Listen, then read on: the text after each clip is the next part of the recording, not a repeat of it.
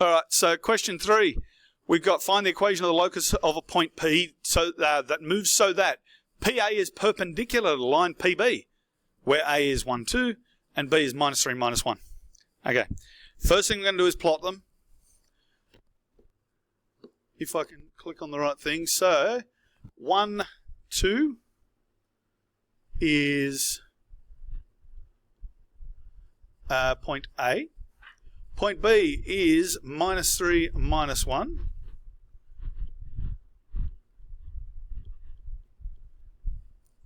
And then point P. Yeah. Sorry? Which one?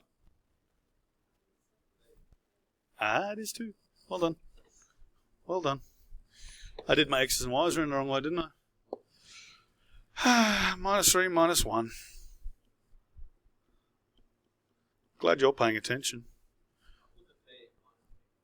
Where'd you put the P? There. Okay. So you've gone that way. I wouldn't have said that was perpendicular, but because you're at minus 1 there. So you're talking about there. P. Yeah, that's perpendicular. There you go. Yeah, it can be there. You could have also put it sort of up here, because that would be perpendicular. And if you actually look at it, if you look along that sort of line there, any of these points, well, will it work? No, that won't work.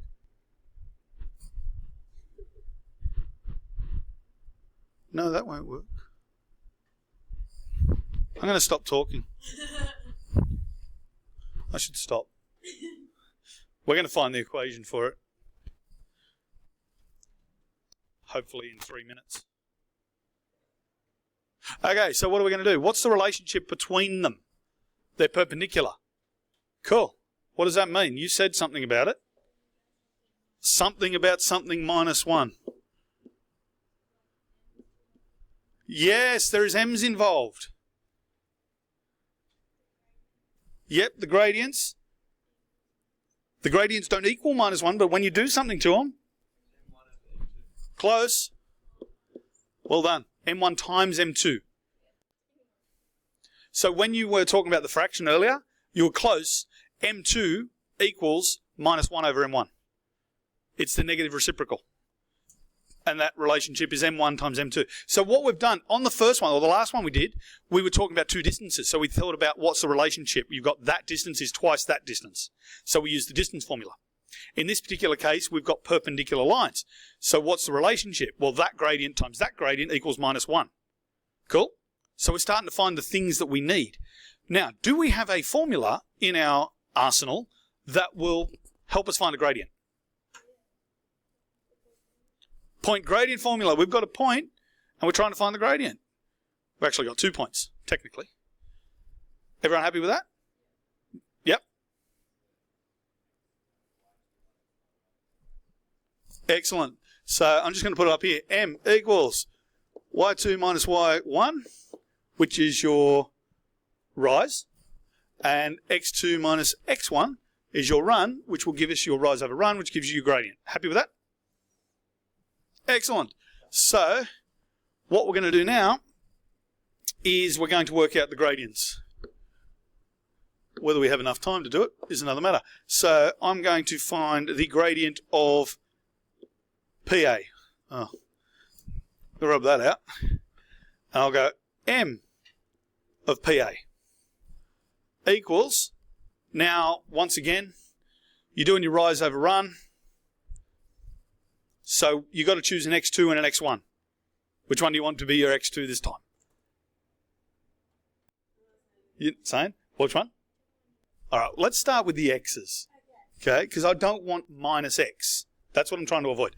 So I've got y minus minus 1, which will, oh no, I'm doing PA, aren't I? Y minus 2 over x minus 1. Happy with that? Yeah? Okay, so now we do m of PB equals what? Y plus 1 over x plus 3. You happy with that? Okay, we've just subbed it in. Now, I know that m of PA times m of PB equals minus 1. Yeah? So I know that y minus 2 over x minus 1 times y plus 1 over x plus 3 equals minus 1.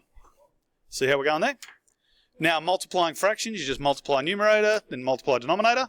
So we've got that, which will give you y squared minus 2y plus y minus 2 over x squared minus x plus 3x minus 3 equals minus 1. Everyone happy with that? Now, to get it off the bottom of the fraction, I'm going to multiply both sides by that, which will give me y squared minus 2y plus y minus, I probably could have done that bit, that would probably be sensible. Minus 2y plus y is minus y, minus 2 equals, and now I'm just negativizing, making it negative, all those things. So minus x squared minus x plus 3x is positive 2x, so that's minus 2x plus 3. Happy with that?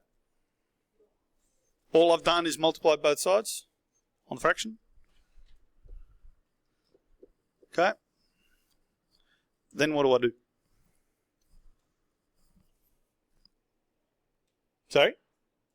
Well, it's kind of done. You could kind of leave it like that. But it's looks a bit messy. Oh, I will, yeah. Let's bring it back across.